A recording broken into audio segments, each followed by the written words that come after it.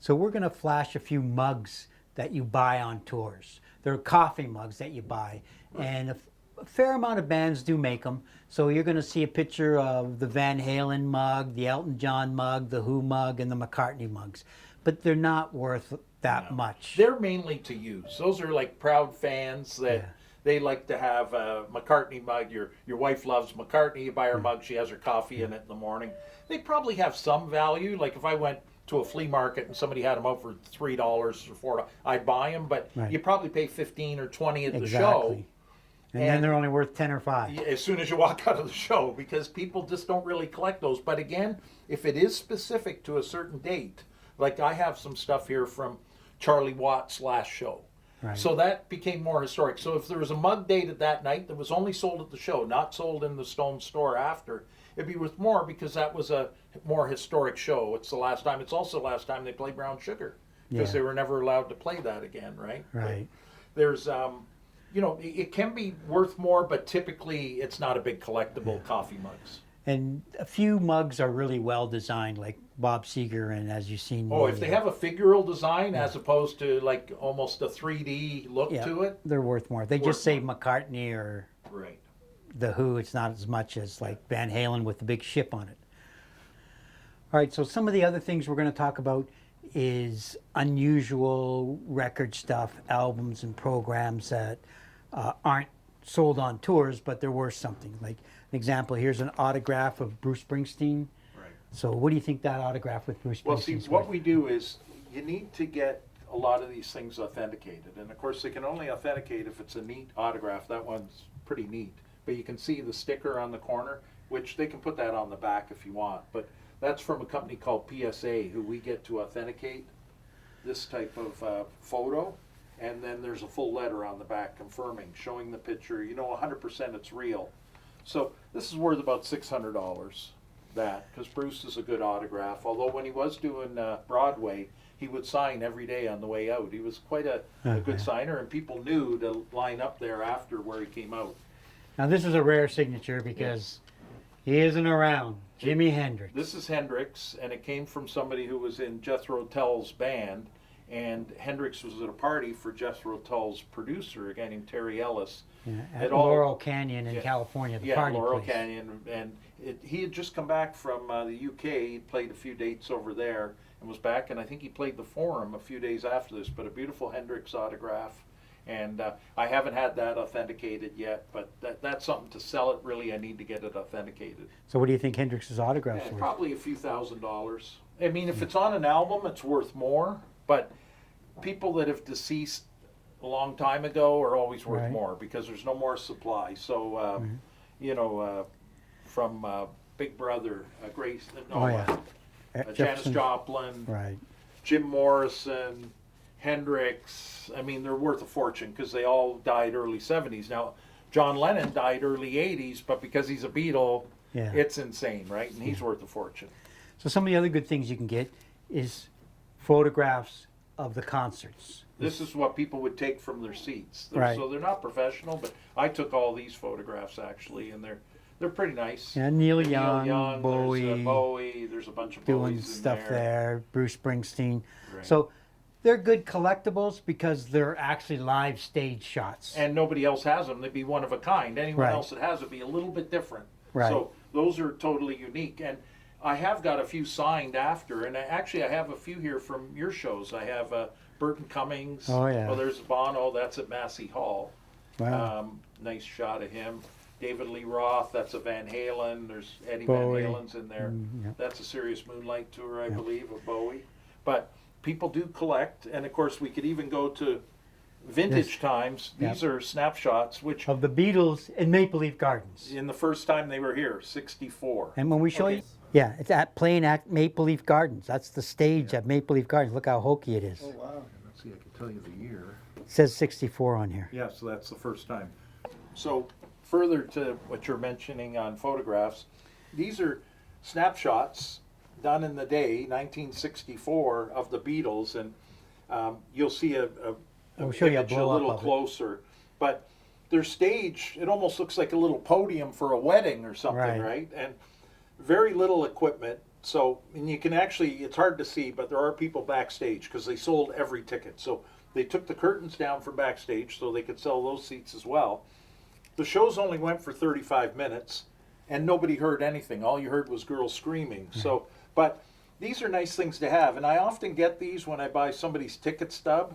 Like a lot of them, obviously, these are kids. So a lot of the photos aren't good, just heads of people. But if you do get some nice photos that are unique of the Beatles, they could be worth a lot of money. Right. These ones are just nice to have and show people, but they're not. There's much better photos of the show that were done by professional photographers. Plus, when you see those photos of the Beatles stage, you wouldn't believe it's Maple Leaf Gardens because No. it looks like it's in a club or Exactly. a bar. Now, these are some shows you did. So there's Yep.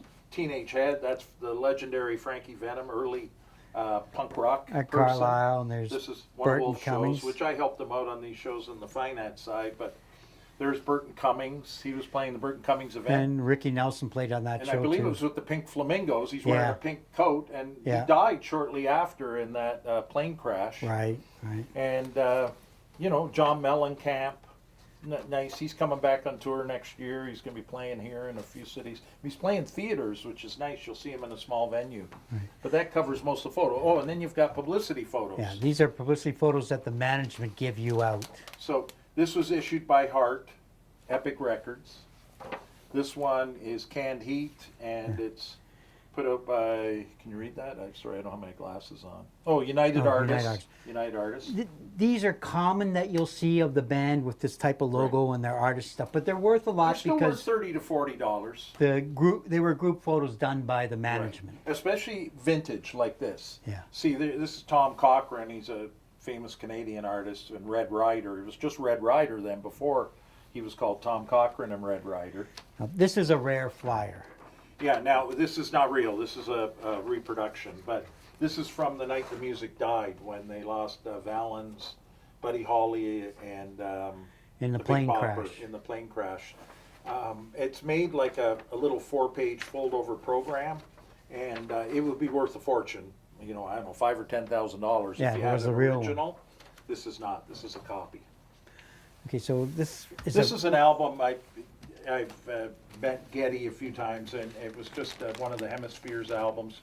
Picture albums tend to be worth a little more, and he signed it for me. Even though I know he signed it, I still got authenticated. That's the authentication card in there that people can look on a site and see, yes, this album was signed by Geddy Lee. Just gives people more comfort if you're going to sell it. I have no intention really of selling it, but I get everything authenticated. Right. Another way to get things authenticated is what they call slabbing. So this is for a CD, the disc jacket, for Folklore, Taylor Swift's album, and she signed the front cover. And then this company actually slabs them. You can't even take it out of here now. Oh, yeah. But you feel very safe, and most people just display them that way. I actually have a bag around it. So how much is Taylor's autograph? Well, I've got this one at $3 1/4 is what Okay. we're selling it for. And these come right from the company, like her own company. The Right. promoters put these out. So she'll sign 1,000 when the album comes out, and then they'll sell them possibly at shows. Sometimes they do sell autograph stuff, or through her website, right? And a lot of that is signed that way. So this up here is sheet music from the bands. Sheet music is very popular, and because it's got great images of the band. There's Stairway to Heaven with the 4 members of Zeppelin. Here's a Monkees one. There's we have Elvis, Three Dog Night, Simon and Garfunkel, the Kinks. I mean, it just goes on and on. I've got the Temptations in here, Tom Jones, all types of music. And if it's older, you don't find as much of it anymore because everything's online. So sheet Right. music was basically done before all this various types of music went online, and they'd sell them for, you'll see the price on them, $2, $3, and people learn to play the piano or guitar playing this music. But now they're mainly just collectibles, where people just, it's a great image of the band. It dates back to the time. These are all pretty well 60s, all of these. And There's it old has ones the of sheet bells. music to learn how to play the songs. Right, So and it works so out. something that's similar to sheet music is the old 45 records would have picture sleeves, and they often have probably Tony Orlando and Don This is the same picture that was probably on the picture sleeve of Tie a Yellow Ribbon on their Oh, yeah. 45s. So people collect the 45s, but they're more collectible if they're in a picture sleeve, which only a small percentage, maybe 5% of the records sold. All albums are in picture sleeves because they're in a bigger, an album's this size always comes in some sleeve with graphics on it. But 45s were often just in a Capitol Records paper sleeve, but they did make picture sleeves, and picture sleeves can go for hundreds of dollars. These items, the Stairway to Heaven's probably $50, $60. The more legendary the band, the early Beatles ones can go 100, 200, early Stones, but the other ones are $20, $30. Some of the other things are movie posters. Now that's called a lobby card, so that's a smaller version, but that's Rock Around the Clock, which is one of the legendary Bill Haley in the comics. yes, Bill Haley and Alan Freed's in this image here. It would be better if it was one of the lobby cards that actually showed the band. This one shows the promoter, but they're collectible because that's the early days of rock and roll. And if you have Beatles lobby cards, now they are reprinted often. You have to make sure. The Help movie and Yellow Submarine. All of those are reprinted. And Hard Day's Night. they'll come out each time there's a format change. So they come out initially when they first issue it. Then they go to cassettes.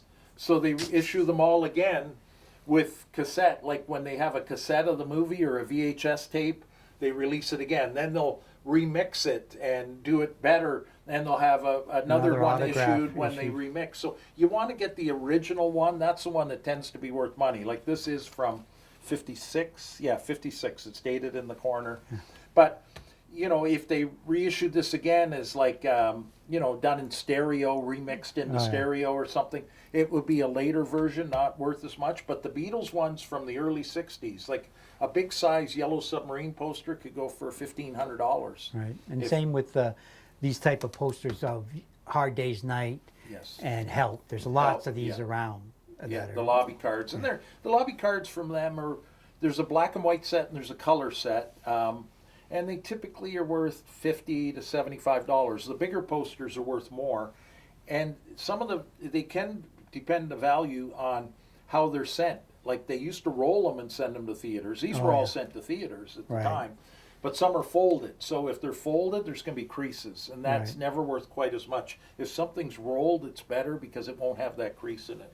So let's just finish these three up here. So this is like these aren't worth a lot, but I'm sure people have them. This is Wolf and I were at the show to kick off the Rock and Roll Hall of Fame in Cleveland, which was like a who's who of stars for... The concert that never ended. Played till 2:30 in the morning. Yeah, just kept going. Cleveland, September 3rd, 95. This is the Cleveland paper from the next day. Springsteen on the cover. So, and those are somewhat collectible. It's probably $15. They don't go for a lot, but of course, to buy the paper, it was $1.25. So you still made some money on it. Right. Now, this is just to show some tour programs and what we do with them. So this one is signed by all of the Beach Boys, but the key is Dennis Wilson signed this. And that makes it very old because Dennis was one of the first Beach Boys to pass away. Yeah, he did. And swimming or surfing or whatever, although there's still rumors that it could have been foul play. But that's his autograph, and we have it all authenticated. Ironclad provenance, they've documented here this item. And each member of the band signed on their individual page. I had it to Dennis because he's most valuable, but if you flip across, you'll see there's... that's Carl Wilson, Mike Love signed here somewhere. So how much would that program be worth with all the Beatles? With all the Beach Boys? I think this is probably $400, something like that, mainly because of the Dennis Wilson autograph, which is the most valuable. Now this is a knockoff record, so they're still worth money, but this is unlicensed. It's by a record company called VJ. I don't know who They made a fair amount of albums. Oh, did they? Out there. But my understanding is this is totally unlicensed. It's still worth $75. It's kind of an interesting item. On the back, it's got introducing the Beatles and the bands. But it's what we call a knockoff, and it's not worth as much money as the real ones would be. But again, with Beatles records, because we were all young, you were young, I were young, we didn't take good care of them necessarily. Right. So a lot of them are beat up. There's a real premium on high-end condition for Beatles albums because a lot were we were young people Played at the them time. like crazy yeah, at we were parties, 12 years yeah. old, played them, lost the covers. So even a knockoff can be worth money, but not as much as the real originals. All right, so now we're just going to talk about some very rare rock and roll posters, which we'll be doing a lot of other sections on posters, but this one is the Bill Graham San Francisco poster. This is Big Brother and the Holding Company with Janis Joplin.